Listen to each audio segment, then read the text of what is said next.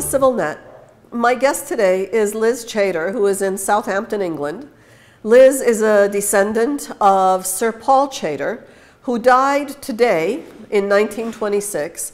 And Sir Paul Chater, whose real name ended with Astvadzadur and somehow Astvadzadur became Chater, is obviously Armenian and one of those who was key to the development of Hong Kong. Liz, thank you for joining us on CivilNet. Thank you for having me. It's a pleasure to be here. Thank you. I know that you follow CivilNet, and I know that you are an incredible history buff. Not just are you a descendant of Chater, but you really know a lot about Southeast Asia and the Armenians of Southeast Asia. And I think that that's one of those great secrets of history that many people, including many Armenians, don't know about. The huge presence of Armenians in Southeast Asia over the last 4 centuries. Yes. Actually, I'm not a descendant. I'm just a very distant relative. He didn't have any descendants. Direct descendants. Okay, I apologize. Sure. Yeah. But you're absolutely right. The huge impact of Armenians in Southeast Asia, particularly in India, really was quite amazing.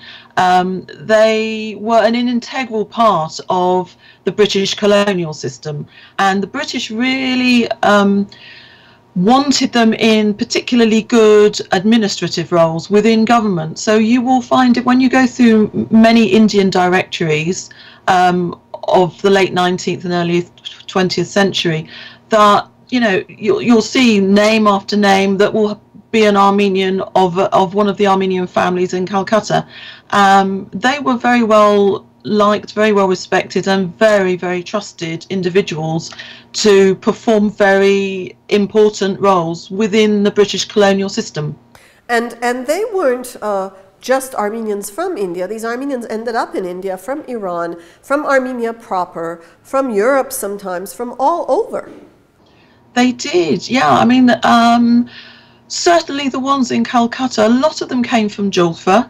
But they did come from all over, Shiraz, Bushehr, Iran, Iraq, Armenia itself.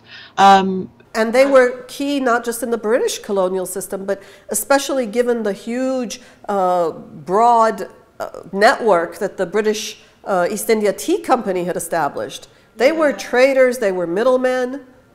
Yeah, they turned their hand to anything, to make money, and they were actually very good at it.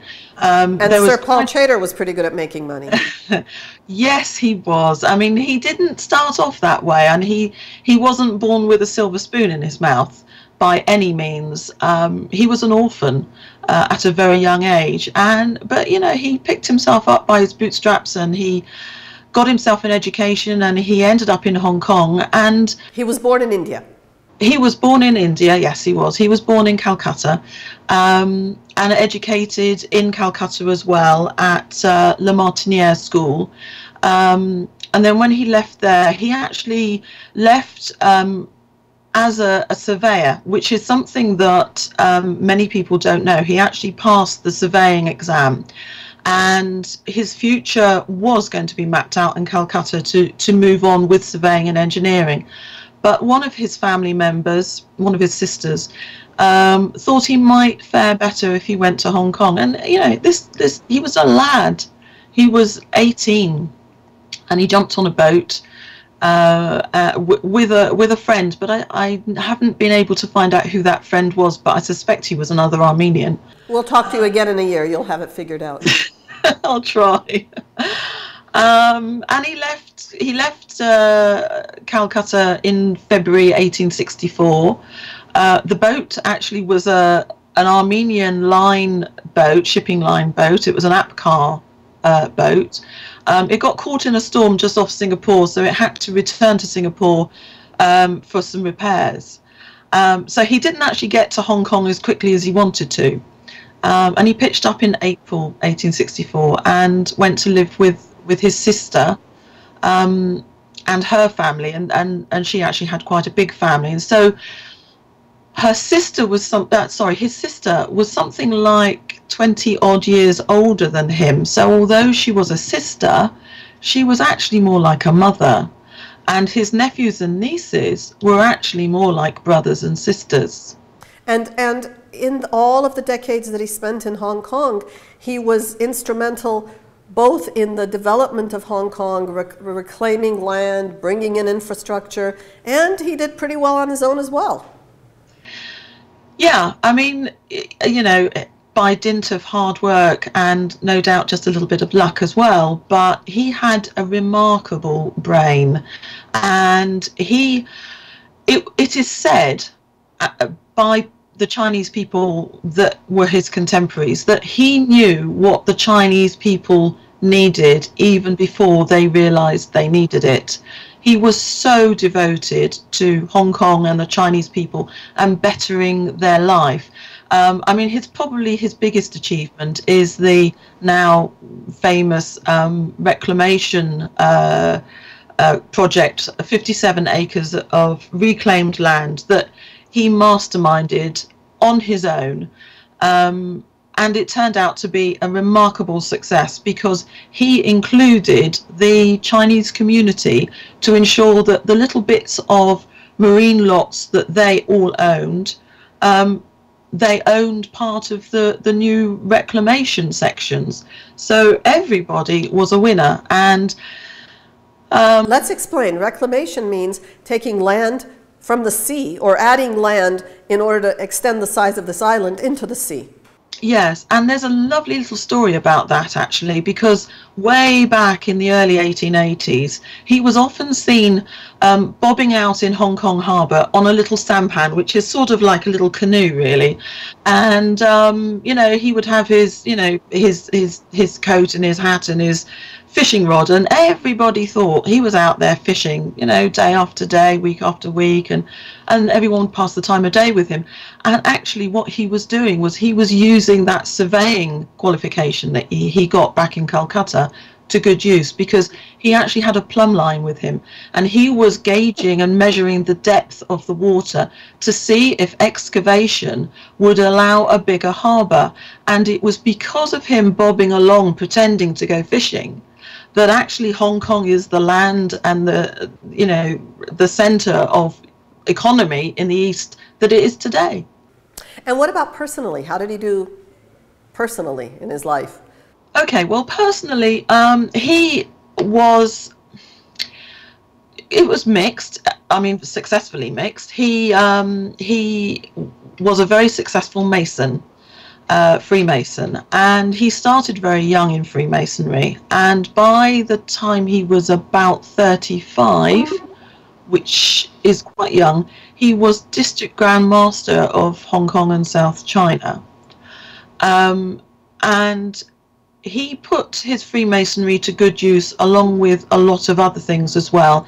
You know, he did an awful lot of quiet philanthropic charitable work through his Freemasonry, as well as personally. He would, if people came to him with an idea or with a suggestion or with a thought, he wouldn't think twice about helping them. He was very, very generous in his charitable donations. How could he afford to be? How did he make his money? Oh, well, you see, he was involved in an awful lot of things, but it was mainly property. He started Hong Kong Land with James Johnson Keswick around 1890, and that kind of sort of coincides with the time when he was doing this big reclamation project.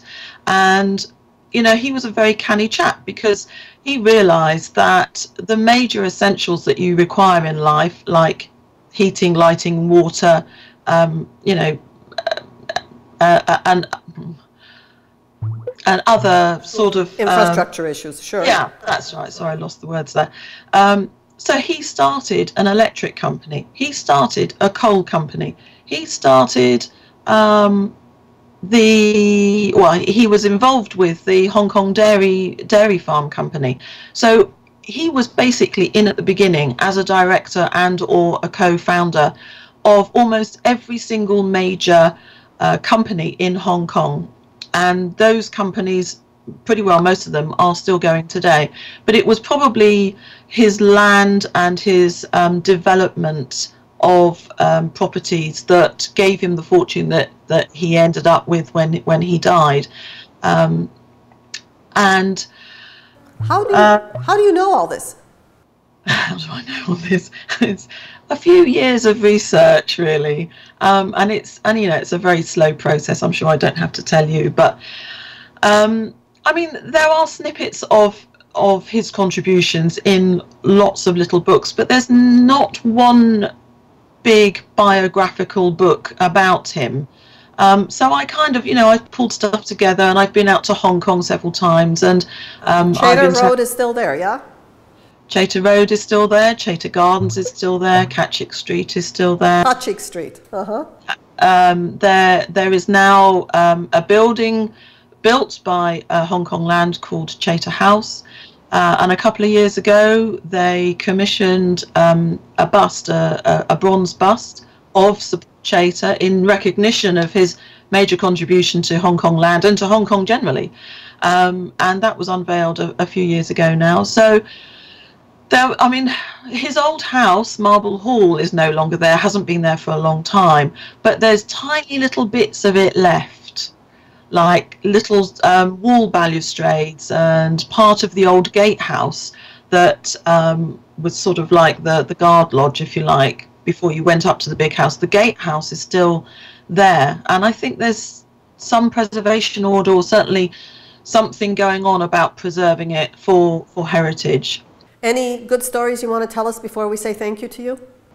There's one story actually that I haven't told before, and it's quite an interesting one about how he quickly made a fast buck. There was a ship that foundered on the way from Hong Kong to Singapore in sort of December 1887, and it basically got beached, and the owners of it couldn't float it, so they sold it. The agents, Lloyd's, sold it on, and Sir Paul bought it for about 30,000 Hong Kong dollars. Now I know that sounds quite a lot now, but actually then, well, it was a lot then, but it's not the same value as we have now.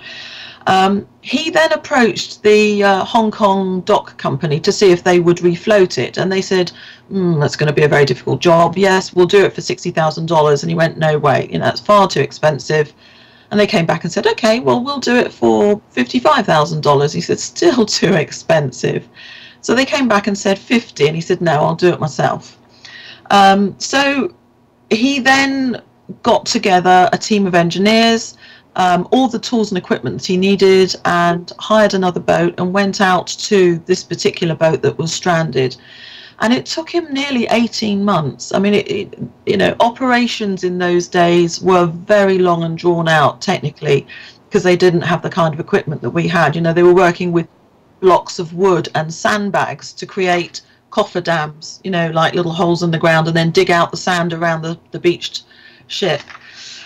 Anyway, eventually it did become, it was floated, and it did sail back into Hong Kong, and he had it refitted and reclassified by Lloyd's.